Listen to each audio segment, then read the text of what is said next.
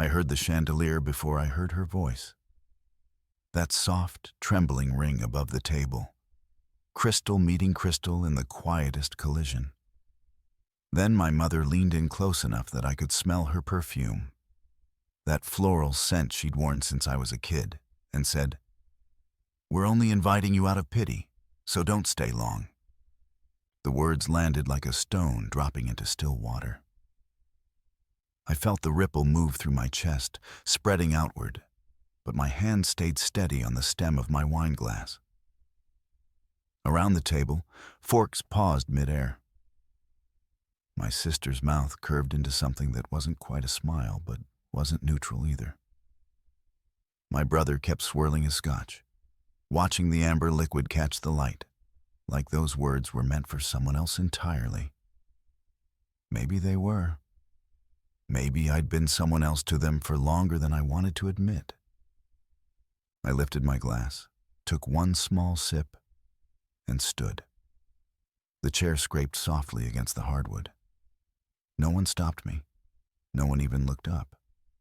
I walked out of that dining room the same way I'd walked into it, invisible. But 2 weeks later, every single one of them would see me clearly for the first time in years. When I was a kid, the cabin at Lake Marlowe was the only place I ever felt solid, not see-through, not optional, just present. My grandfather would wake me before sunrise, and we'd walk down to the dock together while the rest of the world was still asleep. The lake stretched out like a sheet of hammered silver, waiting for the day to crack it open. He'd place a fishing rod in my hands, his hands warm and steady over mine, and we'd stand there in silence, breathing in wet pine and morning fog. At night, after everyone else had gone to bed, we'd sit by the fire. My fingers would be sticky with burnt marshmallow, and he'd pull out the old cedar chest that sat beside the hearth. Inside was the deed to the cabin, yellowed at the edges, smelling faintly of wood and thyme. He'd let me hold it sometimes, careful with both hands, like it was something sacred. "One day," he told me, "this will be yours to protect." I held on to those words like they were a promise I could keep in my pocket, something I could reach for when everything else felt uncertain. But after he died, the cabin became something else entirely. My parents folded it quietly into what they called the family place, even though the title stayed under my name. Summer trips started getting planned in group chats that didn't include me until everything was already decided. Photos from those weekends began appearing in frames around the house. My brother standing on the dock, holding up a fish he didn't catch. My sister wrapped in a blanket on the porch, looking cozy and content. My parents smiling like they'd built the whole thing with their own hands. I wasn't in a single picture. I learned early that attention in my family wasn't shared. It was assigned. My brother was the golden example, the one who did everything right without trying. My sister was the charming one, the one everyone adored without question. And I was the utility player, the extra pair of hands, the name you added to paperwork when you needed a signature. When I made honor roll, no one came to the ceremony. When I worked 2 jobs to pay for community college, my mother used me as a cautionary tale at dinner parties. "Make better choices than Lotus did," she'd say with a tight smile. And people would nod sympathetically like I was a lesson instead of a person. It was never loud. It was never cruel in the obvious way. It was just a slow, steady drafting of my role in their story. A background character who kept the plot moving, but never got her own arc. There was the night they forgot to set a place for me at dinner. The birthday when only my grandfather remembered to call. The afternoon a teacher phoned to say I'd won a scholarship, and my parents replied, "We didn't know she applied." One summer, I tried to speak up. They were planning another weekend at the cabin, and I said quietly, "I'd like to come too." My mother didn't even look up from her notes. "All the rooms are taken," she said. "Maybe next year." My brother snorted into his coffee. My sister kept scrolling through her phone. I stood there holding a bag of groceries, snacks they'd asked me to pick up, a lantern someone said we needed. No one noticed when I set the bag down on the counter and walked out. Looking back, I think that was the day I understood the silence they expected from me. And I learned how to survive inside it. 2 nights after that dinner, the one where my mother said I was only there out of pity, my phone lit up on the kitchen counter. I was rinsing a mug, letting the hot water run over my hands, when the screen flashed with the family group chat. I hadn't opened it in months. The preview showed a string of messages, photos, long threads of planning I was never part of. I dried my hands on a towel and picked up the phone. They were organizing the annual summer trip to the cabin. My brother sent a picture of a new outdoor grill he wanted to bring. My sister suggested matching family shirts for porch photos. My mother typed paragraphs about guest rooms, groceries, seating arrangements for meals on the deck. My name wasn't mentioned once. Not as a guest. Not even as a footnote. It was like watching a play where I'd been written out of the cast, but somehow left in the credits for legal reasons. I scrolled quietly, my thumb moving through message after message. Then I saw it. "All the bedrooms are taken. Lotus doesn't really come anyway. We'll use her key if she forgets to drop it off." Her key. As if she owned the place. As if I didn't. A small envelope icon appeared at the top of my screen. Another bank email, the kind I usually ignored. I opened it out of instinct, not really expecting anything. It was a reminder about a joint account I didn't remember agreeing to. My name appeared right beside my mother's, highlighted in bold. At the bottom, there was a note about property tax auto payments linked to my profile. Payments for the cabin, payments I didn't authorize. I stared at the screen. The kitchen suddenly felt too quiet. The refrigerator hummed. A car passed outside. My breath felt heavy in my chest, like the air had thickened around me. I wasn't just overlooked. I wasn't just the extra guest they tolerated out of obligation. I was a name they used when paperwork required someone responsible. A signature they borrowed when it was convenient. A co-signer who never got a vote. I set the phone down on the table, face down. The vibration of new messages buzzed against the wood, rattling slightly like something trying to crawl back into my attention. I didn't pick it up. Instead, I sat in the chair by the window and pulled my knees in. I watched the city lights flicker against the glass. Towels hung unevenly on the counter. A stack of mail leaned against the fruit bowl. Everything looked still, paused, waiting. I closed my eyes for a moment. When I opened them, something had settled inside me. Not anger, not even hurt, just clarity. I smiled, small, quiet, almost invisible. The kind of smile no one in that group chat would ever notice. But they would soon. The morning after, I woke before my alarm. The apartment was dim, washed in that gray light that makes everything look softer than it is. I tied my hair back with the elastic I kept on my wrist, padded barefoot into the kitchen, and started the coffee maker. Its slow drip filled the silence like a metronome. I sat at the small wooden table, the surface marked with old coffee rings and scratches from years of late-night work, and opened my notebook. the same one I used for freelance clients. I turned to a fresh page.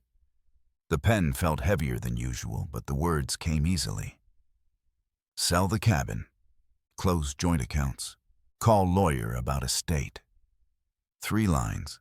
Neat, simple, steady. A plan built from silence. I took a sip of coffee, then pulled open the metal filing cabinet.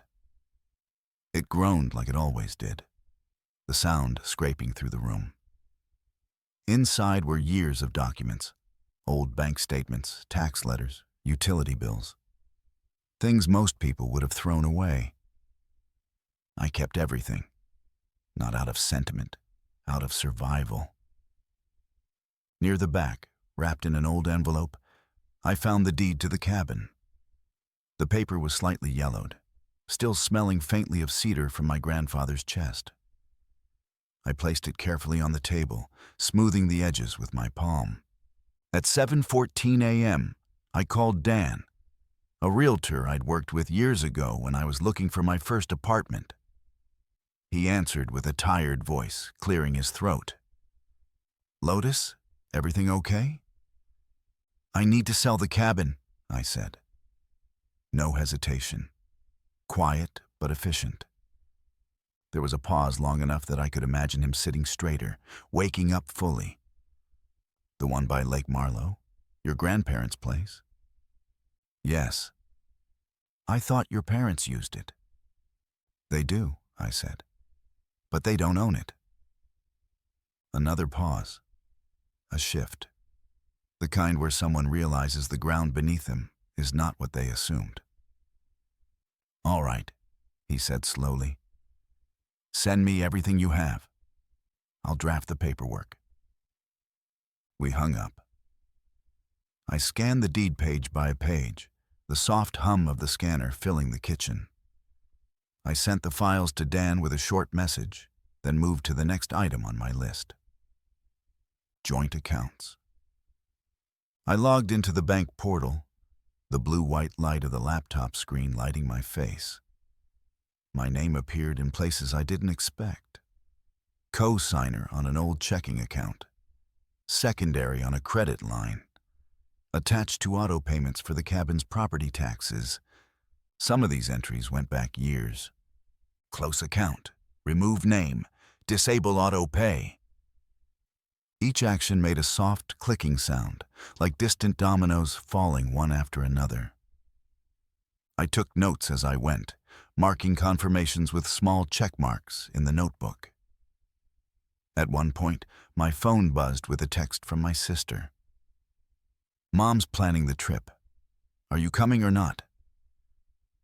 I let the message fade from the screen without opening it.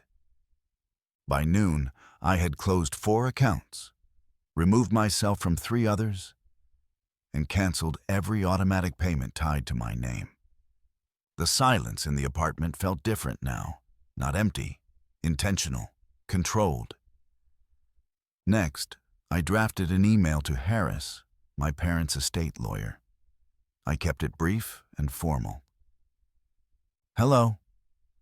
I'd like to review all documents related to the family estate and ensure my rights are properly represented. Please advise on available dates. Regards, Lotus." I read it twice, then hit send. Another buzz from my phone. This time, a voicemail alert. Probably my mother, though she hadn't called me directly in weeks. I didn't listen to it, not yet. Instead, I cleaned the table, stacking the papers into a single organized pile. I slid them into a folder and placed it on the counter. The apartment felt sharper now, like the edges of things had come into focus. The plan wasn't emotional. It wasn't loud. It didn't need to be.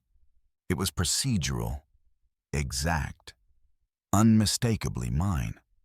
Around 3 p.m., Dan texted, "Got the deed. Everything checks out. Starting the listing quietly. We'll send updates as offers come in." I replied with a simple thank you. As the afternoon faded into early evening, I sat by the window with a fresh cup of coffee. The city moved below me. Cars, voices, wind pushing against the glass. I watched it all with a stillness I hadn't felt in years. They had spent so long treating me like a name they could use, a space they could fill, a signature they could borrow. I had played along.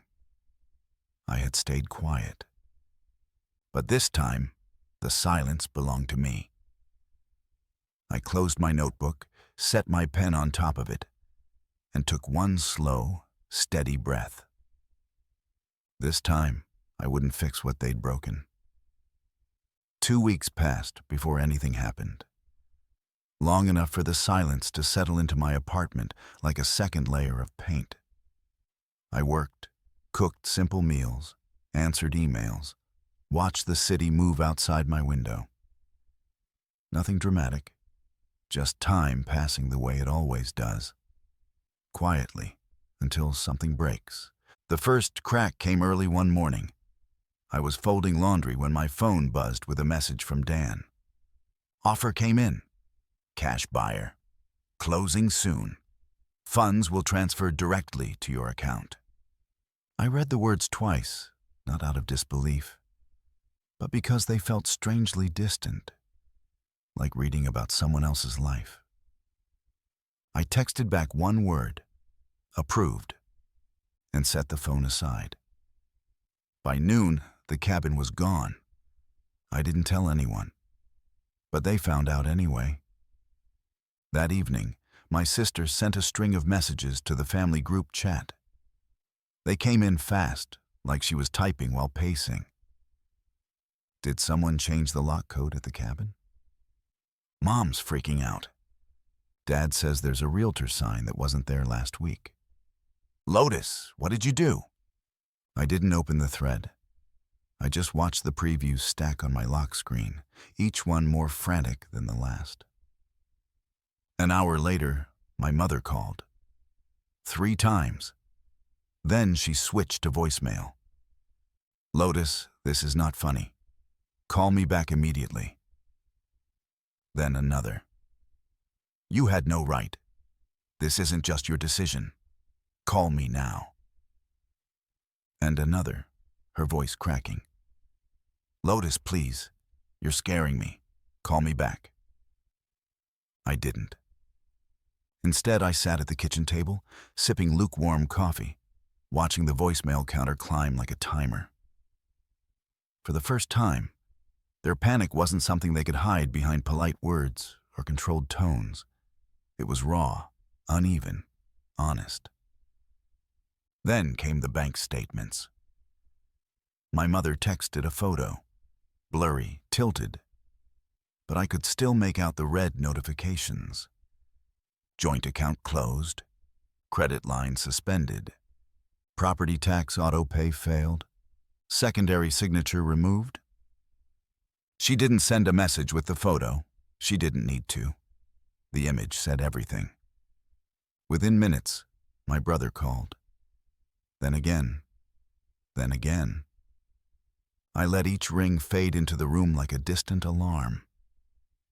Finally, he sent a single message. What the hell is going on? I put the phone face down, the vibration rattling lightly against the wood. The apartment felt smaller now, tighter, like the air had thickened. The city outside seemed muted, as if waiting to see what I'd do next. Then came the moment I'd been expecting. A soft thud outside my door.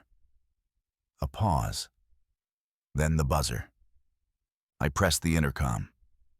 It's Dad. Open up. His voice carried none of the command I grew up with. It sounded strange. Something between anger and uncertainty. I buzzed him in and stepped back, leaning against the counter, arms crossed. The door opened hard, hitting the stop with a sharp click. My father stood there, breath heavy, face flushed. He looked around the apartment slowly, taking in the mismatched furniture, the tiny kitchen, the papers stacked neatly on the table. "Is it true?" he asked. "Did you sell the cabin?" I kept my voice even. Yes. You closed the accounts, or removed your name from everything? Yes. His jaw tightened. Do you understand what you've done? I nodded once. Completely. He exhaled, long and shaky, like someone realizing a door had been shut from the other side. All right, he said quietly. You've made your point. I straightened. No, I haven't. Not yet. He looked at me then. Really looked. And in that moment, the balance shifted. Not loudly, not dramatically. Just a quiet, undeniable tilt. A small envelope sat on the counter beside me. Dan's letter, forwarded by the lawyer. I slid it toward him. A lawyer's letter is on its way, I said. You should read it. His expression didn't break, but something in his posture folded, like a structure losing a support beam. He didn't argue. He didn't shout. He just turned, opened the door, and walked out. And for the first time in years, the silence he left behind felt like mine. The morning after my father left, the apartment felt unusually bright. Sunlight slipped through the thin curtains in quiet slanted lines, landing on the table where the last of the paperwork still sat in a neat stack. The room was still, except for the low hum of the refrigerator and the soft drip of the coffee maker finishing its cycle. I moved slowly, almost carefully, as if the air had a new weight to it. I poured coffee into my chipped mug, wrapped both hands around it, and stood by the window. The city moved below. Cars merging, people crossing streets, a dog tugging its owner toward the park. Ordinary things, steady things, things that didn't need my permission or my presence. My phone buzzed on the counter. A message preview appeared. Mom wants to apologize. Can we talk? Another. We didn't know things were this bad. Please answer. I didn't touch the phone. I let the screen dim on its own, the apartment returning to its soft quiet. I sat at the table, tracing the rim of my mug with one finger. The folder of documents was closed now. The deed to the cabin no longer mine. The accounts detached from my name. The legal letter already moving through the system. These things weren't symbols anymore. They were decisions, finished ones. For the first time in a long while, I didn't feel suspended between obligation and resentment. I felt grounded, like someone standing on their own porch after a storm, hearing the world breathe again. A flicker of memory came back, the cabin at dusk, the lake turning copper as the sun dropped behind the trees. My grandfather's voice, low and steady, telling me to protect what was mine. I'd tried to honor that for years. In the end, protecting it didn't mean holding on. It meant releasing the place where I'd once belonged, but no longer did. I closed my eyes for a moment and inhaled slowly. The air smelled like coffee, old wood, and morning light warming the floor. When I opened my eyes again, everything felt clear. Not lighter, not heavier, just honest. The silence in the room wasn't the kind they forced on me. It was the kind I chose. I didn't cut them off. I just stopped signing my name under their chaos. Some endings don't slam shut. They settle like dust after a long breath, like a door easing closed on its own. And if you've ever reclaimed your quiet, even once, you know the sound it makes. It isn't loud. It isn't angry. It's the soft click of a life finally belonging to you. If you've lived through something like this, let your voice be heard. Share what stayed silent the longest. Your story might be the reminder someone else needs to choose themselves. Our story has come to an end. If you've made it this far, how about subscribing to our channel? It helps us immensely. I've selected 2 other videos for you that I'm sure you'll enjoy. Feel free to click on them. I'll be waiting for you in the next story. See you soon.